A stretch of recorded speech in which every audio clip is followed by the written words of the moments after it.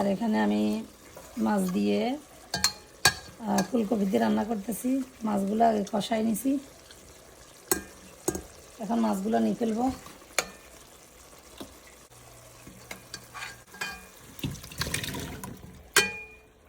এখানে আমি ফুলকপি রান্না করতেছি।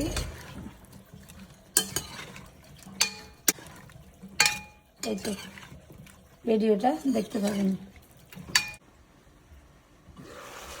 এতে ফুলকপি রান্না করতেছি, আর ফুলকপির ভিতরে এখন এগুলো কষা নিচ্ছি। আমি পানি দিয়ে দিয়েছি,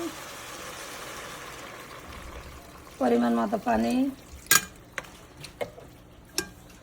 আর এখানে টমেটো দিয়ে দিচ্ছি। এখানে মাছগুলো দিয়ে দিব এখন। ভিডিওটা ভালো লাগলে লাইক করে দিবেন, শেয়ার করে দিবেন। সবাইকে আল্লাহ হাফেজ, আসসালামু আলাইকুম।